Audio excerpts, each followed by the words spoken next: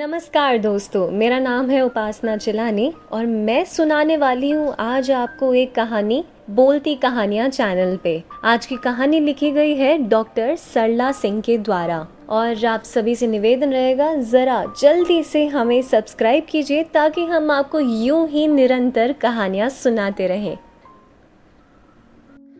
दो बहनों का इकलौता बड़ा भाई रोहित एक दिन जाने कहाँ चला गया, कोई पता तक नहीं कर सका। कभी किसी ने बताया कि अमुक मंदिर में देखा गया है और जब लोग ढूंढते हुए वहां पहुंचे तो वह वहां से भी हट जाता है। वह ऐसा क्यों कर रहा है कोई भी नहीं बता सकता है। रोहित एक अच्छे पब्लिक स्कूल में पढ़ने वाला कुशाग्र बुद्धि का लड़का था। हमेशा ही अपनी कक्षा में प्रथम स्थान प्राप्त करता था। होटल मैनेजमेंट कोर्स करने के बाद एक अच्छी नौकरी भी लग गई। भैया, आपकी नौकरी लगी है, मुझे तो अब स्मार्टफोन चाहिए, एक बहन ने कहा। हाँ हाँ, ले लेना, मैंने कौन सा मना किया है, रोहित ने बड़े प्यार से कहा। और मुझे? सबसे छोटी बहन थोड़ा तुनक कर बोली। अरे तुझे तो इससे भी पहले मिलेगा, रोहित ने उसके सिर पर हाथ रखकर कहा। और शाम तक दोनों बहनों के हाथ में स्मार्टफोन था। रोहित को चाय देते हुए माँ बोली, क्या जरूरत थी इतना महंगा फोन दिलाने की? कोई बात नहीं माँ, अभी छोटी है, रोहित ने कहा।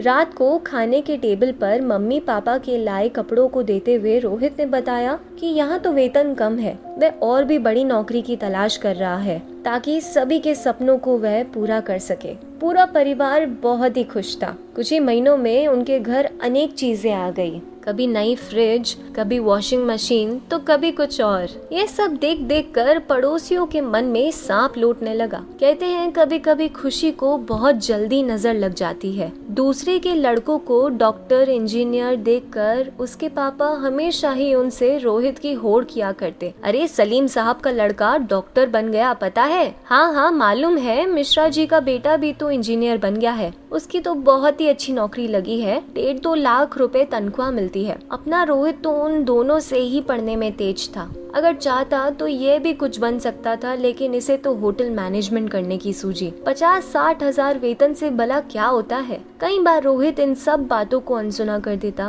किंतु कभी कभी चिढ़ जाता था। पापा दूसरों से क्यों होड़ लेते हैं? आप देख लेना, मुझे उनसे भी अच्छी नौकरी मिलेगी, रोहित परेशान हो जाता। रोहित 2-3 साल तक और अच्छी नौकरी की तलाश में लगा रहा, किंतु उसे उससे अच्छी नौकरी नहीं मिल पाई। उसके दोस्तों ने गाड़ी खरीद ली, यही नहीं वह मकान बनाने की तैयारी भी करने लगे, किंतु रोहित कुछ भी विशेष नहीं कर पा रहा था। रोज रोज ही बहन और पापा के ताने उसे अंदर तक तोड़ रहे थे। रोहित एकाकीपन के दौर से गुजरने लगा। वह पापा के सामने तो पढ़ना ही नहीं चाहता था। धीरे धीरे एकाकीपन से वह कब फ्रस्ट्रेशन में चला गया पता ही नहीं चला। पूरी रात जागते रहना, सुबह सुबह ड्यूटी पर जाना, ऑफिस में भी अपने साथियों से बात बात पर लड़ जाना उसकी दैनिक दिनचर्या बनने लगी। बात बढ़ते देखकर माँ को कुछ शक हुआ। बेटा डॉक्टर को दिखा लो, इस तरह रात रात भर नींद न आना ठीक नहीं है, माँ चिंतित स्वर में बोली। पता नहीं माँ, मुझे नींद ही नहीं आती, रोहित ने अपने संशय को जाहिर किया। डॉक्टर को दिखाने पर उसने फ्रस्ट्रेशन को दूर करने और नींद के लिए कुछ दवाइयाँ लिख दी। ये सारी दवाइयाँ करीब 1 साल चली। उसी बीच उसका रुझान मंदिरों तथा बाबाओं की तरफ हो गया।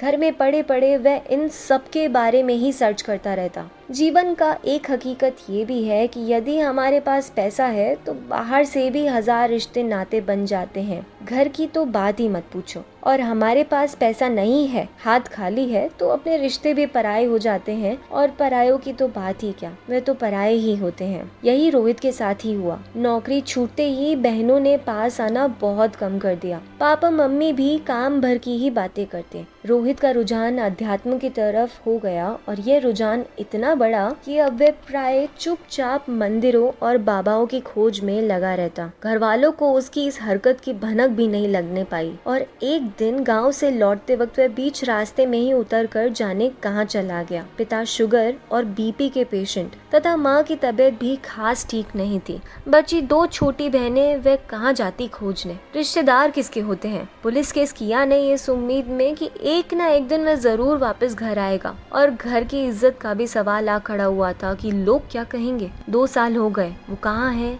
किसी को जानकारी नहीं है। यहाँ दोषी कौन है, यह प्रश्न अनुत्तरित ही है।